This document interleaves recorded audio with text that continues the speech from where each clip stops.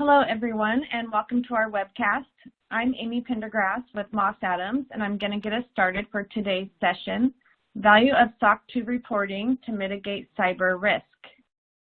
The presentation you're about to see isn't legal, investment, or accounting advice. We encourage you to seek the counsel of a professional service provider to apply this content to your specific circumstances. And before we begin our presentation, I'm going to play a brief video.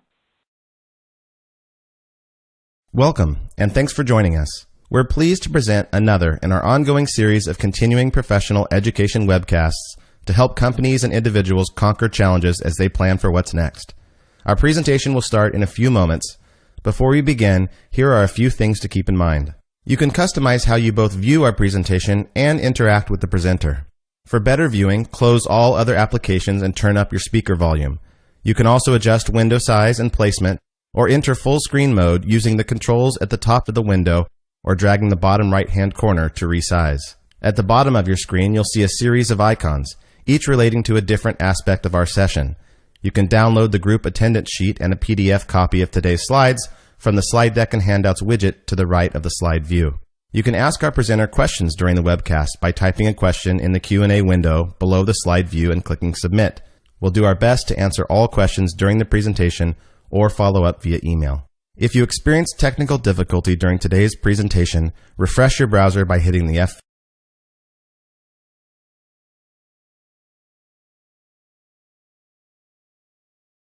Okay, I think there was a couple glitches with the video. I'm not sure if it came across okay or not, but I am going to move forward and introduce today's presenters. We have Kim Koch, partner at Moss Adams, and Jared James, Senior Manager at Moss Adams. Their bios and contact information are located in your webcast console if you would like more information. And now I would like to turn the floor over to Jared to get the presentation started. Jared? Great. Thank you so much, Amy. Well, welcome everybody. We're excited to have you here with us today. We're going to be going through start off talking about why organizations pursue SOC 2 or why they might be required to do a SOC 2 examination. We're then going to move on to talking about what exactly is a SOC 2, what's contained in a SOC 2, what's the process. We're going to then talk about how you can achieve and maintain a SOC report, and then we're going to round out our conversation today by talking through some best practices as well as some frequently asked questions. So with that, we want to start off by going through a polling question, and Amy, I will turn it back over to you. Thank you, Jared. So our first polling question is, does your organization currently receive an annual SOC report? A, SOC 1, B, SOC 2, C, both, or D, none. And we will give you a few moments to respond. Please click the button next to the answer you choose and hit Submit.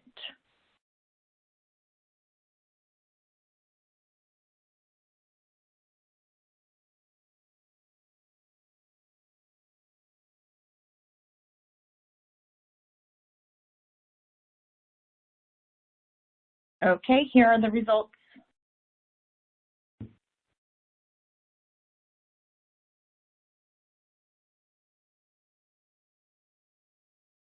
Perfect.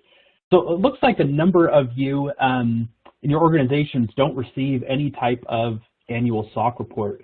So that honestly is great. That's really going to set the stage for us and really help us to educate you a little bit on why SOC 2 has seen such an increase in the market recently, and really kind of talk through some fun facts about this. So to start off, it seems like, boy, every week we are hit with headlines of new breaches or security incidents. Recently, we've seen SolarWinds being hacked and data being leaked there. LinkedIn, Facebook, big companies, large organizations that have suffered breaches that have resulted in leaked data or other information that's sensitive or personal. Most recently, probably most of us have seen in the news the Colonial Pipeline incident. And I think, what we're seeing is with the increase in sophistication of cybercrime, we're seeing that not only do these breaches and incidents affect reputation, but they can also have major impacts to a company's operations. We see with Colonial Pipeline how that affected obviously only the company, the organization itself, but how many millions of people across the U.S. were affected by that. So with this increase in sophistication in cybercrime and security incidents that are happening, we're really seeing just a lot of demand for SOC 2, and it's really being driven by a number of these statistics that we see. We generally hear about the very large organizations that suffer these breaches, but in 2020, last year, there were over 1,100 data breaches reported publicly. And out of those 1,100 plus, there was more than 300 million people impacted by reported breaches. If you quickly do the math there, that's about 9 out of 10 people in the U.S. have been affected by a reported breach. What we're seeing is that 74% of these cyber attacks, they're using phishing, smishing, which is a type of attack using text messaging, business email compromise, ransomware, malware, and these are just growing. The number of these attacks and breaches are just increasing. And we see a shocking number that 38% of incidents that are caused by human and system error, they're caused by a failure to configure cloud security. As we see more and more organizations moving to the cloud, using the cloud for operations and hosting of applications, we're seeing that there might be some maturity that needs to happen in maturing our security practices in order to align with these and not allow these breaches and other things to occur.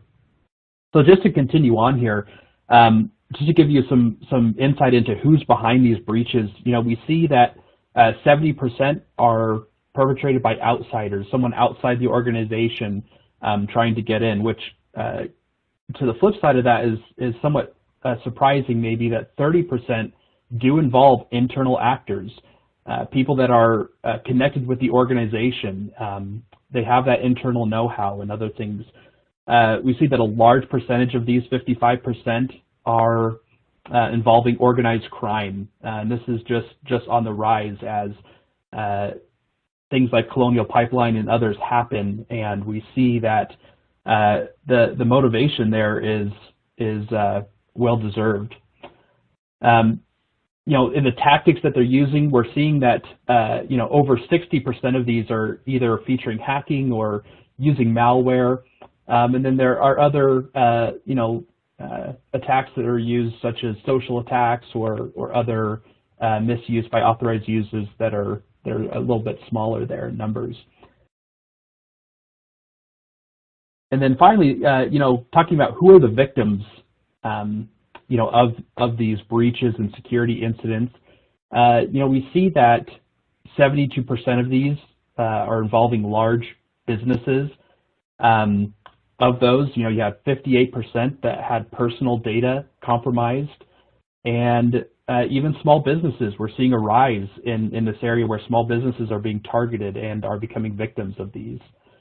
Not surprisingly, if you look at some of the commonalities there, we see that most of these attacks are financially motivated. We see that many of them include web applications due to some of the vulnerabilities that those inherently have, being accessible through the internet. And almost 40% use either stolen or other compromised type credentials. So this is really just kind of helps set the stage here for why SOC 2 is so important. Not only for an organization to be able to assess and determine where they stand in terms of security and their posture there, but also why other businesses are requiring and really pushing for organizations that they do business with to have a SOC report in place. So, really what we kind of wanted to set the stage there with going through some of those statistics and talking through, those different cybercrime areas is this has really increased the demand for SOC and really driven, I think, many of the requirements that we're seeing in the market today. So as these cyber incidents and breaches continue to happen, we're seeing more and more businesses have contractual obligations that require them to undergo a SOC examination. We're seeing that it's very much a regular part of doing vendor due diligence. Before engaging with a vendor, organizations and companies want to know that their data or operations are going to be safe in using that system. We're seeing that in times it can be a sales team necessity where a sales team is going out and competitors or peer firms that are providing similar or the same services, they have SOC reports. And so in order for your organization to keep up with the competition, that might be required. And then transversely, we see the proactive side where maybe your peer organizations don't have a SOC report, but maybe that's a way to really stand out and stand apart from the competition there. So there's many, many factors here that are really driving SOC reports and particularly the SOC 2. So with that, we kind of wanted to go through just a simple case study here of when organizations are required to undergo a SOC examination due to a contractual obligation. Kim and I both work in this space every day, and this is something that we see extremely common and why we kind of wanted to talk through it. Many times we'll get on calls with organizations and prospective clients to talk to them about how they can become SOC certified, and this scenario is one we run into frequently where a company will start contract negotiations with a prospective customer. It can take a certain amount of time for them to actually get to agreeable terms within that contract.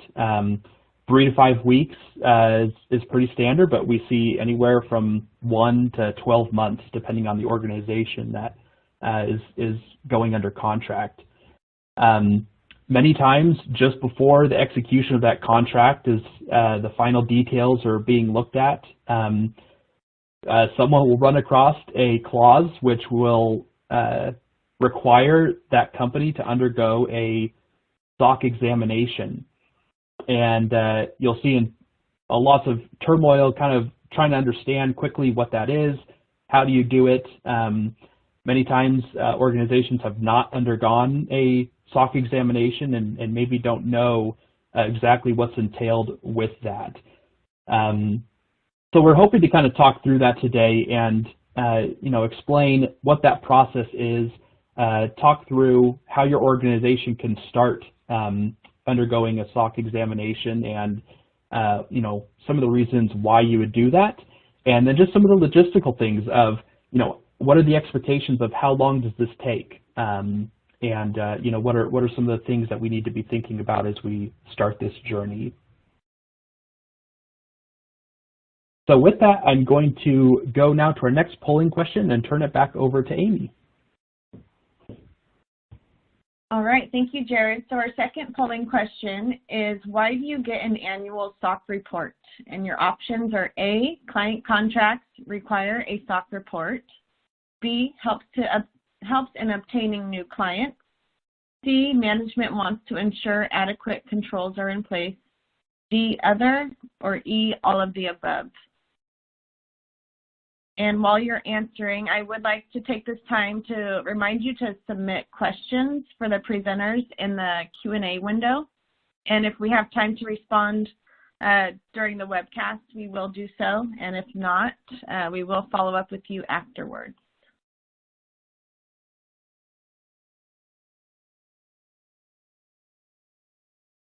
And here are the results, Jared.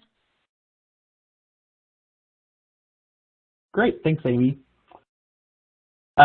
So it really looks like a majority of you have responded that all of the above, and really that's exactly what we see in the market today, is that SOC reports are really becoming kind of that ubiquitous way that organizations are able to report on their internal controls and help other organizations understand the cybersecurity posture of that organization. And for that reason, we do see that many are contractually required to issue a SOC report. It is used in that sales cycle to obtain new clients and helping them feel comfortable with using your system. And it also helps management and the governance committees there really understand where they stand from a security perspective. Many times what we see is that organizations, they fear the unknown, and as they many don't really understand cybersecurity or don't really understand maybe where they are from a maturity perspective in their security posture. SOC 2 is an excellent way to really set a baseline in understanding where your organization is, and that gives management confidence and comfort in being able to go to the market with a secure product, and knowing that hopefully they won't be the next headline in the news. So with that, I am now going to turn it over to Kim, who is going to walk us through what a SOC report is. Perfect. Thanks, Jared. And I know from one of the original questions at the beginning of the presentation is that, the large majority of you work at an organization that doesn't have a SOC report. So I think this will be great to kind of get you familiar with some of the terminology. It can be a lot to know and understand, as well as give an overview of what that timeline and the typical flow kind of looks like. So the first thing I want to talk about is, what is a SOC report? And SOC stands for System and Organization Controls. And really this is an audit or an examination of internal controls. And it's a great report because it can add great value for your clients or customers to really see what internal controls you have in place and the specific results of those controls tests, as well as for the organization to also get a good understanding of how the controls are operating effectively in any areas that should be improved.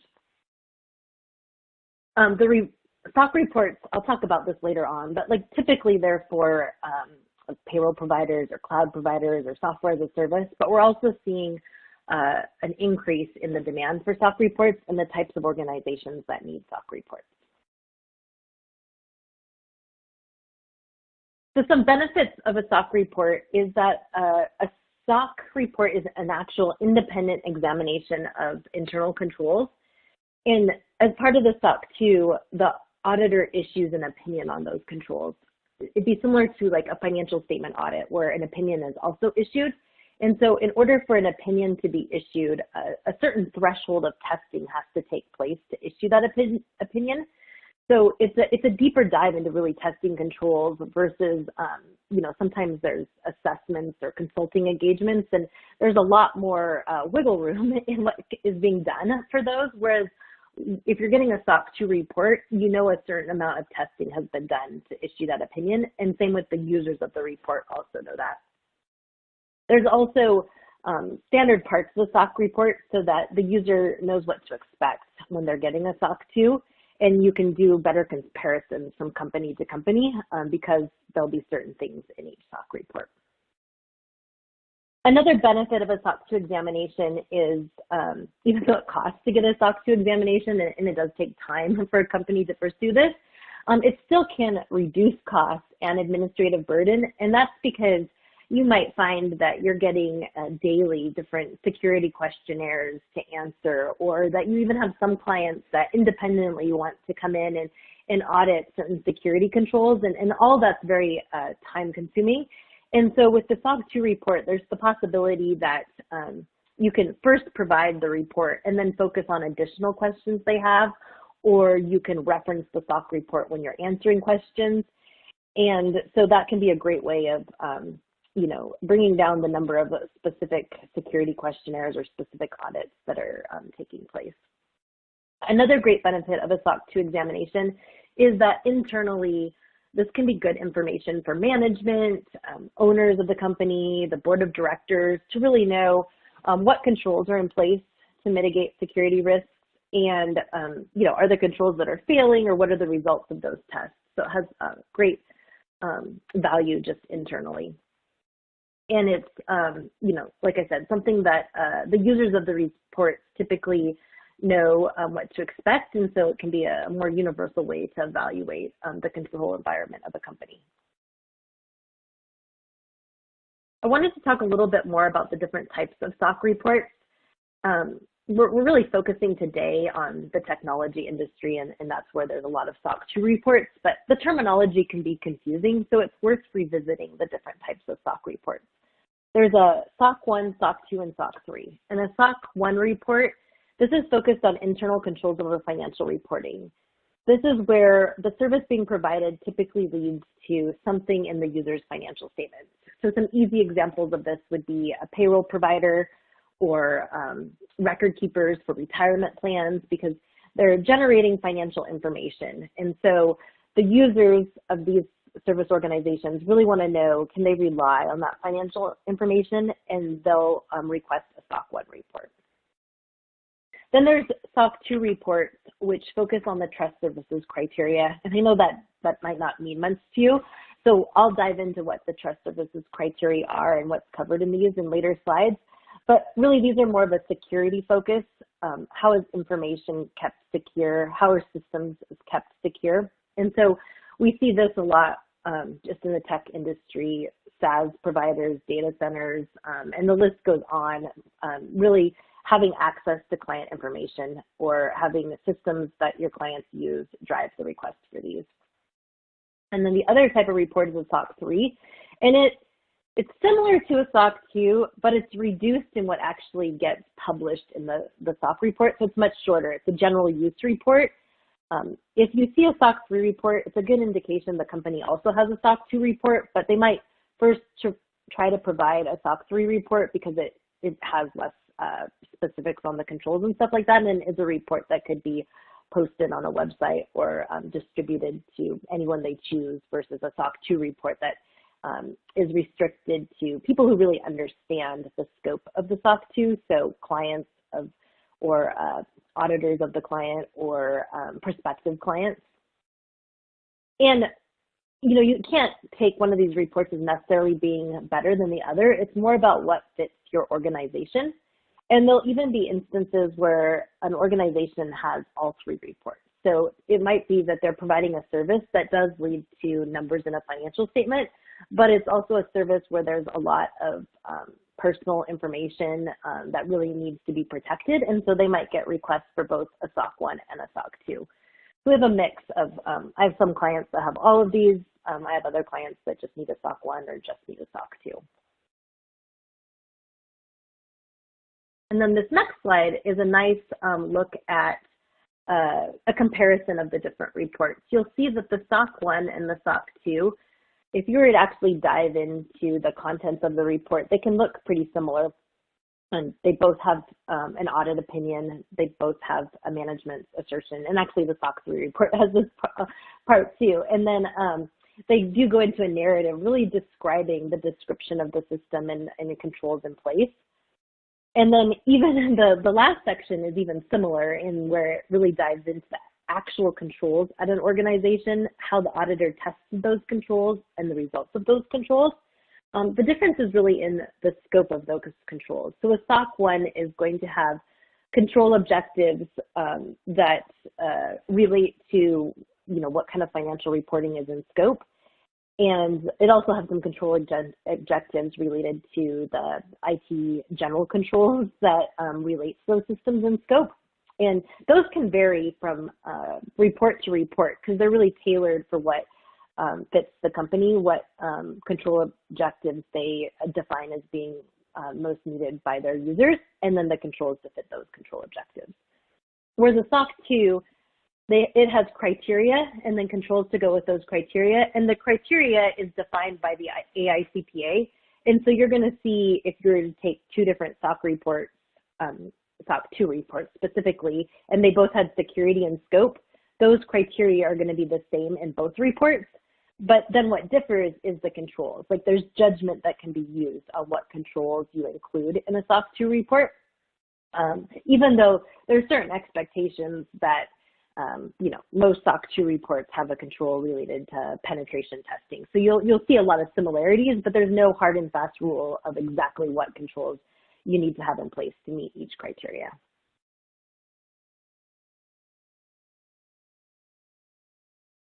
Another part that I always think gets confusing if you're new to SOC terminology is that we have the SOC 1, SOC 2, SOC 3, and then on top of that, there's the type 1 versus the type 2. And so I want to make sure people understand the difference here because it's important. The first is the type 1 report. So this is it's focusing on the design and implementation of internal controls. And so what that means is it's not testing that a control occurs all the time. It's saying that if the report says of December 31st, it's saying that on December 31st, the auditor tested and these controls were in place as of that date. It's not saying that, back 6 months ago, these controls were also in place, or even that the client is, the intent would be the client continues to operate these controls, but it could be that, there's nothing to know for sure that's going to happen. It's just saying that as of this date, the control was in place. Whereas a type 2 report is testing the operating effectiveness of controls. And so typically this is a 12-month period where controls are tested, but if it's the first time a service organization is getting a SOC report, it could be a shorter period, maybe 3 months or 6 months, because they, want to get a type 2 report issued, but they haven't had 12 months of the controls operating. Other instances where we see shorter periods are really large organizations who get a lot of requests for their SOC reports and they need it more frequently, and so they might do a SOC report every 6 months. But the testing of operating effectiveness is a higher degree of testing, and so you can rely on a type 2 report more than a type 1. It doesn't mean that, if you are working with a service organization and they give you a type 1 report, it's not necessarily a bad thing. This could be the first time that they're getting a SOC examination done, and so they started with a type 1. They wanted to set the date their controls are in place. And so usually the next question you should ask the service organization is, do they plan to move forward with getting a type 2 next year? And that's usually the intent. Another thing to talk about for type 1 and type 2 is this applies to both a SOC 1 report and a SOC 2 report. So that's how the terminology can get kind of confusing is sometimes people say type 1 or type 2 or SOC 1 and SOC 2, and it's important to know if you want a SOC 1 or a SOC 2, and then that ultimately, whether you're the person issuing the report or whether you're the organization requesting a report, that you really would prefer to have that type 2 report. It just might take, a year before a company gets to that.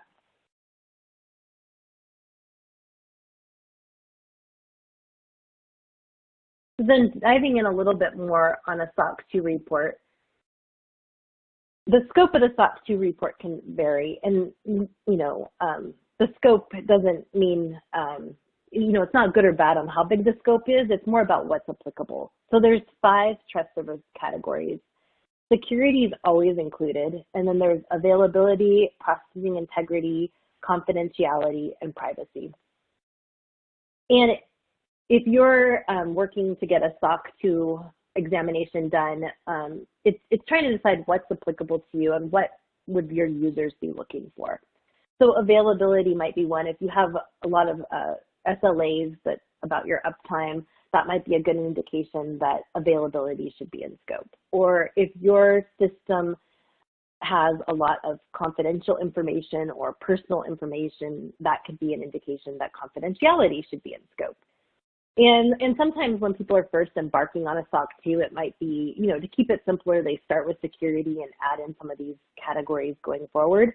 But if you see a SOC report, with 5 categories versus 3 categories, it's more thinking through, does that make sense on the categories that are selected versus thinking one report's better than the other. Processing integrity is one that it's a pretty small percentage of our clients that have in scope. I'm guessing maybe it's 5%.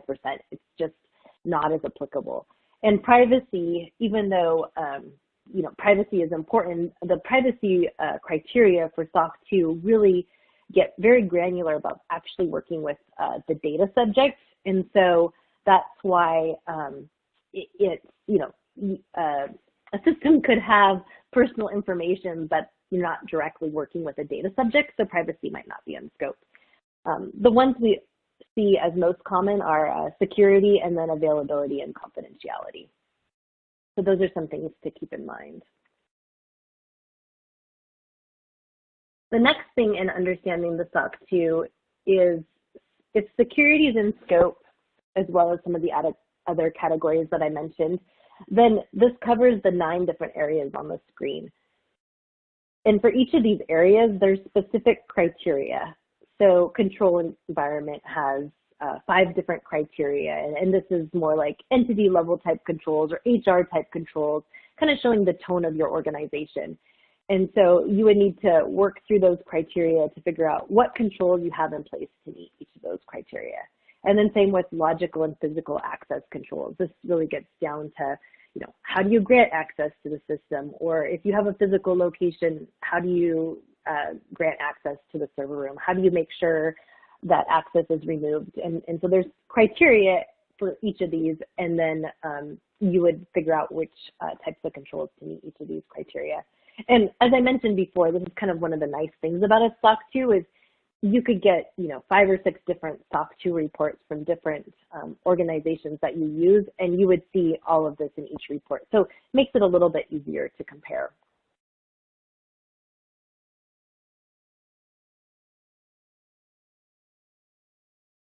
Now that we've provided an overview of a SOC 2 report, what's in a SOC 2 report, the different types of report, I want to talk a little bit about what do you need to do if you're an organization where you're thinking you might have to get ready for a SOC 2, or you're starting to see more questions about, do you have a SOC 2 report, or even, some contracts that are requiring it, how do you get started?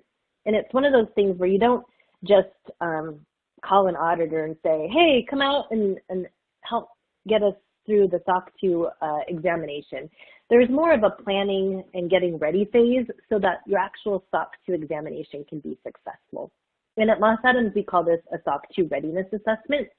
It's a consulting engagement where we're working with you to first figure out what is the scope of your SOC 2. So it's not necessarily the whole organization that's in scope. It could be. If you have one product, then it probably would be that the company is in scope for the SOC 2. But if you're an organization where you have, multiple different types of services or multiple different types of products, it might be that your SOC 2 really just needs to focus on that product that is getting requests for a SOC 2 report. So the first thing is helping to define what's in scope, and then what systems are really in scope for whatever that product or service is. And then from there, it's figuring out what are your controls in place that meet each of the SOC 2 criteria, and then figuring out, are those controls actually in place, or is there work you need to do to make sure that those controls have the right level of evidence, or maybe there's something that you're really not doing, but it has to be in place in order to get a SOC 2 examination done. Like a common area is risk assessment. There's a criteria there that would basically require you to have a risk assessment process. And I'm sure each of you, think about risk at your organization day in and day out, and are making decisions to mitigate that risk. But a lot of organizations don't have a formally documented risk assessment. So that'd be an example of where you would have to do remediation before you move forward with the SOC 2. And the reason it's great to use a consulting or audit firm to help with this is because we work on SOC 2 audits all the time, and so we really understand what the criteria is trying to say and what controls can meet those criteria. The criteria, if you've ever read them, sometimes it's like, well, what is kind of trying to say here? Like, it's not always really obvious of what controls meet a criteria, and that's where Moss Adams can really help make sure that you know what controls you would need to have in place for your SOC 2. Another question we often get is, well, how long does it take to do the readiness assessment and then move to the SOC 2 examination? And, it depends. Part of it could be driven by how fast you really need to get the SOC 2 examination done, because maybe you can't move forward with some sales until it is done. So that kind of helps determine that timeline. And the other part of it is how much remediation needs to be done. And so this first step at least helps define what needs to be done, so you can kind of figure out like how much of a priority it is to remediate controls to meet the timeline that you're trying to meet. Then once controls are remediated, that's when you can move into a SOC 2 audit. And the next step is figuring out, do you do the type 1 first, or do you do the type 2 first? But whichever one you choose, the process is pretty similar, and I'm just going to give a quick overview of it. But in general, we say it's a 3-month process. It can be shorter if needed. We just like to, first time a company is going through a SOC 2, it's kind of nice to say, well, it's approximately 3 months, so that it gives time if there is any issues to really work through them. But it doesn't mean if it's a 3-month process that you would have auditors auditing your controls or, talking to you every day during that 3-month process. There's a phase where, we're planning the engagement with you, figuring out the timeline. Then the next phase is providing a document request list, which lists each controls and how we would test each of those controls, and giving you time to gather that information.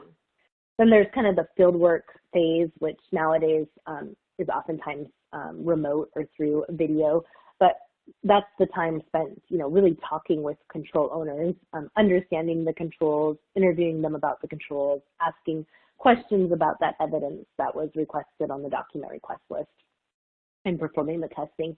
And then from there, there's usually 4 to 6 weeks where the auditor is wrapping up that testing. There might be some follow-up questions. They're giving you a draft report to review and make sure that you're comfortable with the results. So that's kind of what takes place over a 3-month process.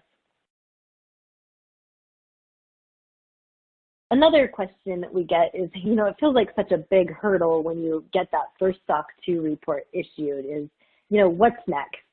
And honestly, for a SOC 2, there is the expectation that your controls are tested every year and that you're providing your users a report every year.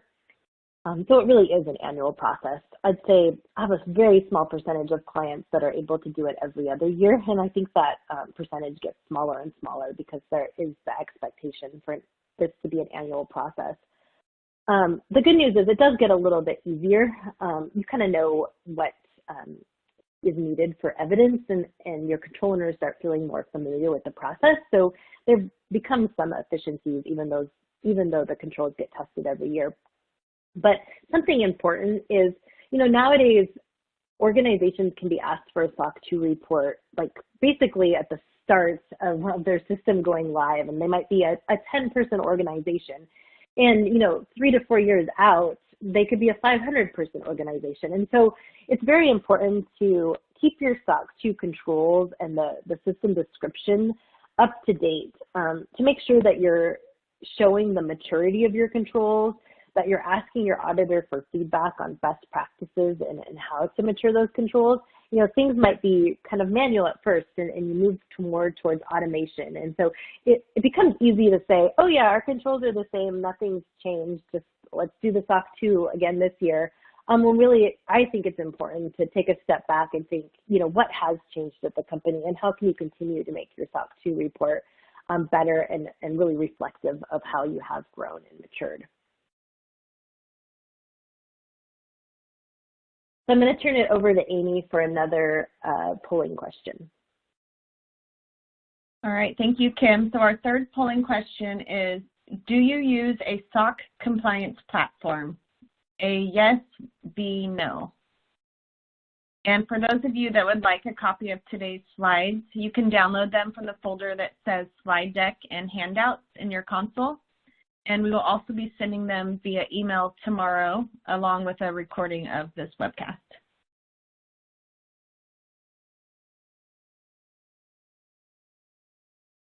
Okay, Kim, here are the results. Excellent. It looks like about 26% of you use a SOC compliance platform and 73% don't. So that's just useful information. We'll talk more about this in the upcoming slides, but we've definitely seen an increase in SOC compliance platforms in the market, and we get a lot of questions on, what are the benefits of using these? Do we have to use these? So this is great for moving into the next parts of our presentation. And then I'll turn it over to Jared to talk about frequently asked questions. Great. Thanks, Kim. And we actually did have a few questions come in that I think will lead in nicely here to our discussion on frequently asked questions. So the first one is, what subject matter is included in a SOC 2 report that can't be included in a SOC 1 report? And the answer there really is nothing. SOC 1 reports are really designed to allow the service organization to define the control objectives and then the controls that fall within that. So they could align very closely with the SOC 2 criteria. There's nothing that precludes a SOC 1 report from having maybe all the same controls that would appear in a SOC 2 report. The next question that we had was, do you recommend having an agreement in place, such as an NDA, before providing a SOC report to a customer or outside vendor? And generally the answer to that question is yes. SOC 2 reports and even SOC 1 reports, they can contain sensitive information about your control environment, about the tools and technologies that you're using to operate the system. So those are important agreements to have in place before just providing those out if they do contain that sensitive type of information. So going in here, we wanted to first talk a little bit about a SOC 2 Plus report. If you haven't heard this term before, it's similar to what it sounds like. It's a SOC 2 report plus something extra. And usually that something extra, within the SOC 2 report itself, the framework there, there's a section 5 that can be included that is an unaudited section of the report. And this is used to address, anything else that a service organization may want to convey to the user of that report that's not included in just the standard SOC 2. So a SOC 2 Plus report really is used to address the criteria in addition to the applicable trust services criteria. And so many of these additional subject matters that we see being included there would be HIPAA, high trust, ISO 27001, or the Cloud Security Alliance. So really what these reports are designed to do is allow a service organization to report on the SOC 2 trust service criteria as well as another framework. So what this does is this could allow a service organization to have, for example, a healthcare organization. They might want to demonstrate how their SOC 2 controls map against the HIPAA requirements, and that could be included in that section 5 of the report and be called a SOC 2 plus HIPAA report. There are others besides these ones, but these are the ones that we see most commonly. We did get a couple questions around what is the difference between SOC 2 and ISO 27001. In a lot of ways, these are they're similar, right? You have a framework that's been established by a governing body such as the AICPA or other, and then you're demonstrating how your controls meet those requirements in terms of SOC 2, it's meeting the trust service criteria. In terms of ISO, it's meeting those ISO 27001 requirements. And I would say there's really not one that's better than the other. It really comes down to the demand. And I would say most commonly what we see is that SOC 2 is something that is mostly used in the United States, something that most companies in the US are familiar with. If you have a large international presence or international customers, we see that ISO is more of an international type standard that is used outside the US. This tends to fluctuate depending on the organization and the customers that you are using. But those are some of the key differences there between SOC and ISO. Another kind of key difference there is many times for a SOC examination, what we'll find is that The way you meet the SOC 2 criteria is a little bit more flexible than what you might see in an ISO report that has very kind of strict guidelines on how an organization meets certain requirements, and very much ISO is more policy and procedure focused, whereas SOC 2 is very focused on your actual operations and how various controls are being operated to meet the SOC 2 criteria.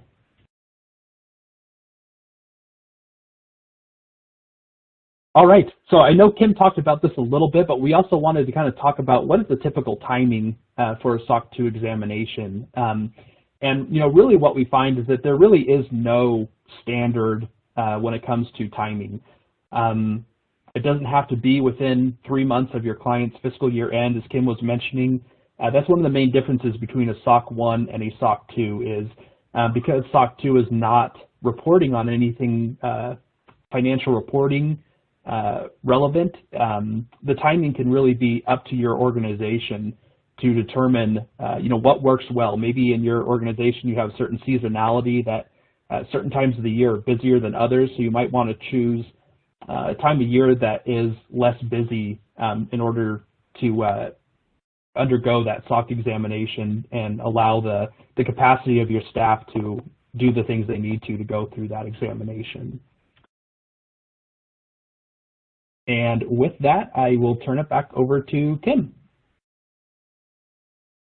Great, thanks, Jared.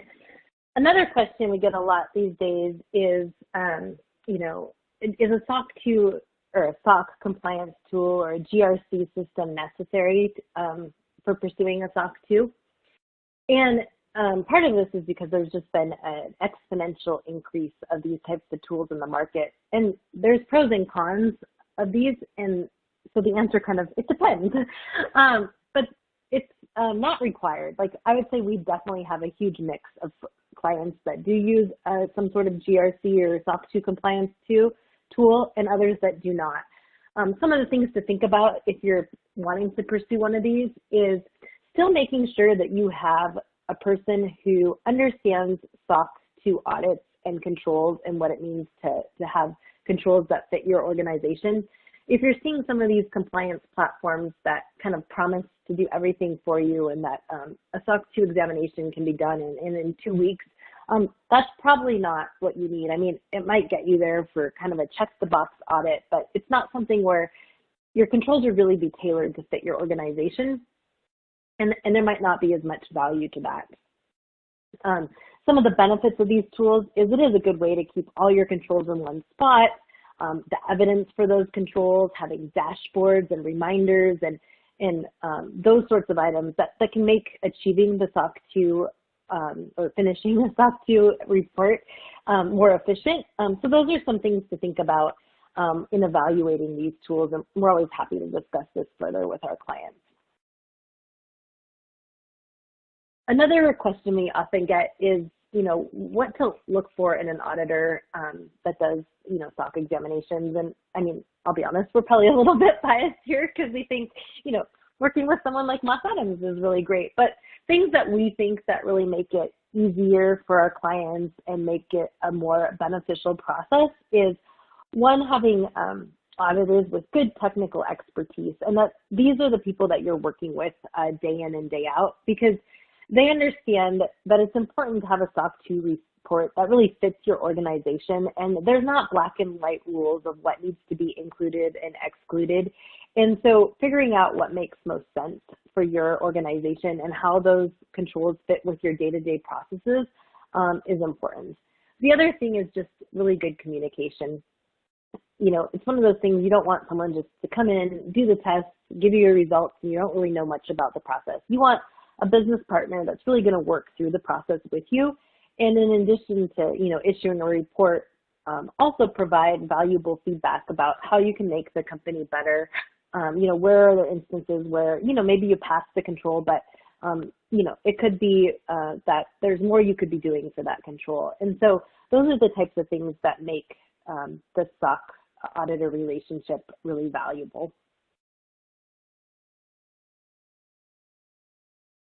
Another question we get is, what are we seeing in the SOC 2 industry? And I know I mentioned that, oftentimes SOC 2 reports are for software as a service or data centers, but we're seeing this expand in two ways. The first way is that companies that maybe used to be able to wait a year or two from startup to being able to issue a SOC report was, took a lot longer, or there was more leniency in it being, 2 years or something like that. Whereas now, almost like in day one, once they have customers, there's the expectation that the SOC 2 report is being done or has a very set timeline of when that will be done. So just the speed, I guess, of SOC 2 reports being needed has changed a lot in the past few years. The other thing is what types of industries need a SOC audit.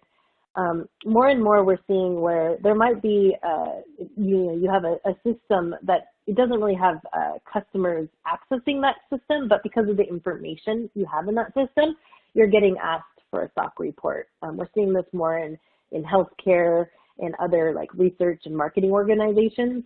So, it's more about, like, I guess that confidentiality piece or that privacy piece is where we're also seeing a big expansion in the request for SOC 2 examinations. And now we'll turn it over to Amy for one more polling question. All right, thank you, Kim. So our last polling question is, do you think a SOC 2 report would help reduce the likelihood of a breach or large-scale security incident at your organization? A, yes, B, no, or C, not sure.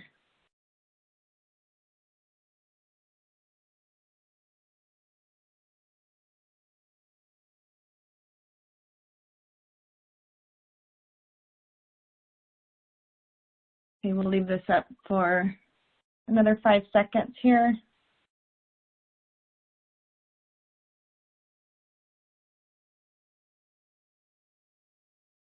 Okay, here are the results.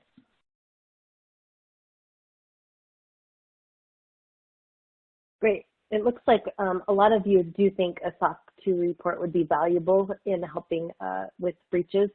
And then the next percentage is not sure. So that's great to hear. Thanks for answering those polls. And then we're down to just Q&A, and it looks like there's a couple questions in the chat, and I can take the first question. There's one about when you're getting a SOC 2 report, what are key things to look for in evaluating the report? So I can start with this, and Jared, chime in if you have anything else to add. But one of the great things to look for first when you get the SOC 2 report is that auditor's opinion. You want to see if it has a clean opinion or if it's qualified. And so there'll usually be some headings to kind of make it clear if it's qualified or not, but you want an unqualified opinion. That means that, even if there were some exceptions in the controls, that they still met the system criteria and commitments. And so that's something to look for. Another thing to look for is to go to the back section of the SOC report and really look at the results for each of the controls, looking for ones that did have exceptions. And if there was an exception, then there will be a management response, and that management response can be helpful in figuring out how does this impact your organization, and is the company on the right track for remediating these issues in the future. I know these reports, they can be huge, like hundreds of pages sometimes, and it's hard to figure out, how much time do you spend looking at them. But those are two areas that I think are the biggest impact. I mean, I really do encourage everyone to still read through things and make sure it can even be sometimes hard to figure out, is the right scope or is the product we're using in scope? And so spending some time reading through the report is important too, but those are two big items. Anything else you want to add there, Jared? No, I think the only thing other that I would add is something we were just talking about just a minute ago, and that's really just doing a little bit due diligence on the auditor and making sure that the organization that's issuing that report is a reputable organization that you feel comfortable really perform the procedures that are listed in that report. And we did get one more question in here, and asking what is the difference between a service organization report and a system organization report? That's a great question. You know, the AICPA actually recently changed some of the nomenclature there. So there really is no difference between a service organization report and a system organization report. That was some of the old nomenclature that used to be what SOC stood for. The AICPA recently updated that to reflect some of the changing market demands and some of the changing, really they've introduced some more SOC reports that maybe didn't fit exactly into one of those categories. And so they updated that SOC name to stand for System and Organization Controls Reports to kind of fit both models there. And I don't know, Kim, if you have anything else to share there, but I think that's perfect. Thanks, Jared. And I think that's it for our questions. If we did miss something in the chat, we'll make sure we get back to you, but I'll turn it over to Amy to close us out. All right, thank you, Kim and Jared, for a great presentation today. And thank you to our audience for your participation and for submitting all of your questions. Feel free to reach out to our presenters if you think of anything else that you would like to ask them. Here's their contact information, and it's in your console as well. And here is a link to an online survey for today's presentation. Please take a moment to complete this survey, as your feedback is very important to us. And thank you for joining our webcast. We hope you'll join us again next time.